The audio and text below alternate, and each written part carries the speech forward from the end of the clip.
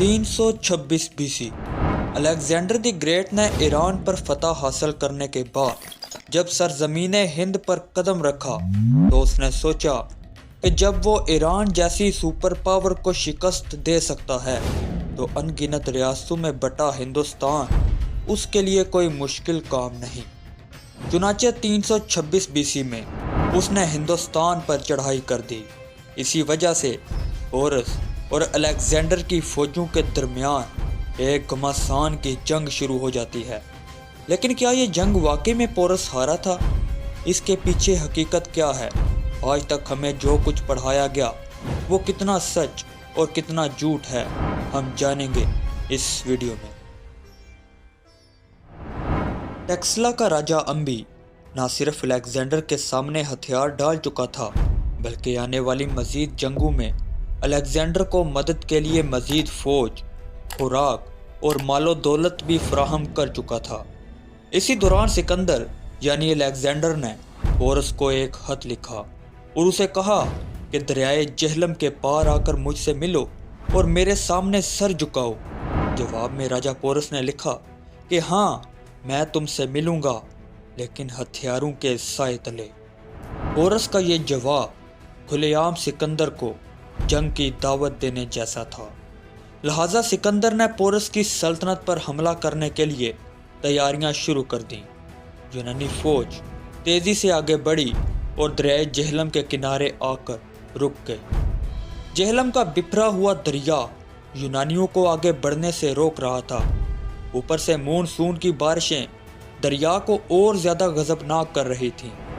ये तमाम हालात राजा पोरस के लिए बहुत फ़ायदेमंद साबित हुए क्योंकि यूनानी फौज दरिया के दूसरे किनारे पर खड़ी थी और आगे पोरस की तरफ नहीं आ सकती थी। तो इसी दौरान पोरस ने भी खूब तैयारी कर ली और वो भी अपने लश्कर को लेकर जेहलम के दूसरे किनारे पर आन पहुंचा। अब दोनों फौजों के दरमियान ठाठे मारता हुआ दरिया था। एक तरफ पोरस और दूसरी तरफ अलेक्जेंडर की फौज थी। सिकंदर इस बात से परेशान था कि किसी न किसी तरह वो अपनी फौज के साथ दरिया को पार करके जल्दी से पोरस पर हमला कर दे, क्योंकि इस ताहीर से पोरस को मजीद वक्त मिल रहा था। गड़गड़ाती हुई बारिश हो रही थी और दरिया अपने जोबन पर था। इधर राजा पोरस ने दूसरी तरफ दरिया के किनारे किनारे कुछ फासले पर चौकियां बना ली थीं। मजीद हिंदुस्तानियों ने एक फौजी दस्ता पेट्रोलिंग के लिए तैनात कर दिया था जो घूम फिर कर तमाम इलाके पर नज़र रखता। पोरस के हाथियों की चंगाड़ से दूसरी जानब दुश्मन फौज के घोड़े बिदक जाते और हैमों की तरफ भाग जाते। वक्त काफ़ी गुजर चुका था। यूनानी फौज हमला करने के लिए बेकरार थी। इसी दौरान यूनानी फौजियों को कुछ मील दूर एक ऐसी जगह का पता चला जहां पर दरिया के दोनों किनारे एक दूसरे के नज़दीक थे और दरिया आसानी से अबूर किया जा सकता था। सिकंदर ने अपनी फ़ौज का एक ज़्यादातर हिस्सा चंद मील दूर उस दरिया वाली जगह पर भेज दिया जहां दरिया के दोनों किनारे एक दूसरे के ज़्यादा करीब थे, यानी यहाँ से दरिया कम चौड़ा था। छोटी छोटी कश्तियों के ज़रिए अलेक्जेंडर की ये फ़ौज दरिया पार कर गई। इस फ़ौज में अलेक्जेंडर भी बज़ाते खुद मौजूद था। जो ही फ़ौज ने दरिया पार किया तो अलेक्जेंडर ने फ़ौरन पोरस की तरफ पेशकदमी शुरू कर दी। पोरस के वो सिपाही जो पेट्रोलिंग के लिए तैनात थे, इन्होंने यूनानी फ़ौज को जब देखा तो सरपट घोड़े दौड़ाते हुए पोरस के पास आ पहुँचे और सारी खबर से आगाह कर दिया। लेकिन राजा पोरस अभी भी सिकंदर की चाल समझ ना पाए। इन्होंने सोचा कि यह कोई छोटा मोटा यूनानी लश्कर होगा जो हिंदुस्तानी फ़ौज को भटकाने की कोशिश कर रहा है। इसी वजह से इन्होंने 2000 सिपाहियों और कुछ घुड़सवार देकर अपने बेटे को यूनानियों के आगे बढ़ते हुए लश्कर पर हमला करने के लिए रवाना किया। रास्ते में पोरस के बेटे ने अलेक्जेंडर की फ़ौज पर हमला तो कर दिया, लेकिन बदकिस्मती से इसे शिकस्त हुई। पोरस का बेटा मारा गया।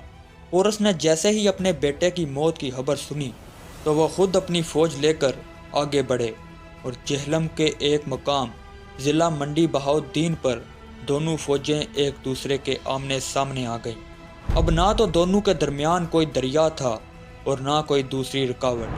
الیگزینڈر کی فوج میں 40,000 پیدل فوج، 7,000 گھڑ سوار اور 5,000 ہندوستانی سپاہی موجود تھے جو ان کے اتحادی ٹیکسلا کے راجا امبی نے الیگزینڈر کی مدد کے لیے بھیجے تھے۔ ان کو ملا کر یونانی فوج کی کل تعداد 52,000 یعنی 52,000 ہو چکی تھی۔ اس کے مقابلے میں راجا پورس کی فوج میں 35,000 پیدل فوج، 4,000 گھڑ سوار اور اس کے علاوہ 130 ہاتھی اور 300 رتھ شامل تھے۔ جنگ کا آغاز یونانیوں نے تیروں کی بوچھاڑ سے کیا۔ تیروں کے گول آسمان سے ہندوستانی فوج پر برس رہے تھے۔ جواب میں پورس نے بھی اپنے ہاتھیوں کے ساتھ یونانیوں پر دعویٰ بول دیا۔ ہاتھیوں کی چنگاڑ سے یونانی گھوڑے بدکنے لگے اور پورے لشکر میں کھلبلی مچ گئی۔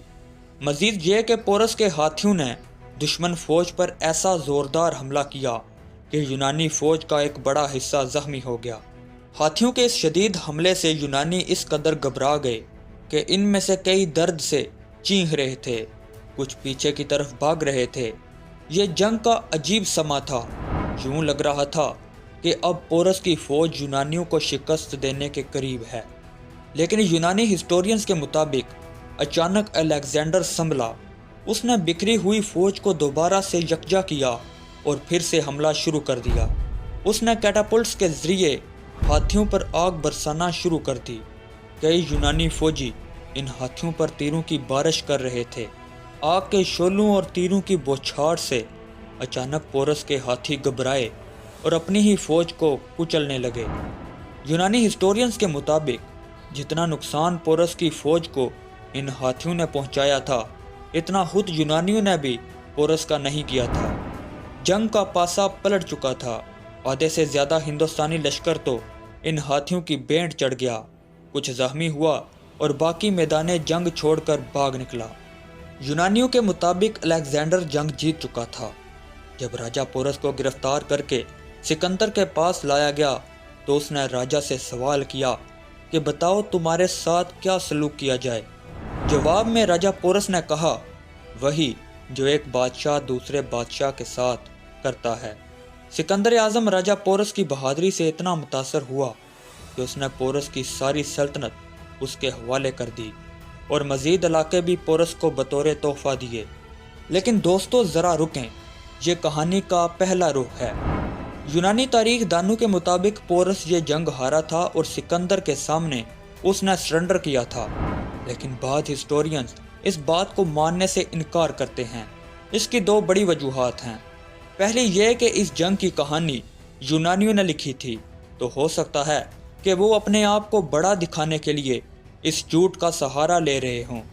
دوسری وجہ یہ ہے کہ الیگزینڈر جیسا فاتح جس نے کئی علاقوں پر اس لیے حملہ کر کے انہیں تباہ کر دیا کہ انہوں نے اس کے سامنے سرنڈر کرنے سے انکار کر دیا تھا، اچانک جنگ میں پورس کی فوج سے اپنا اتنا بڑا نقصان بھی کروا بیٹھتا ہے اور آخر میں جنگ جیتنے کے باوجود پھر سے ساری سلطنت پورس کو واپس دے دیتا ہے۔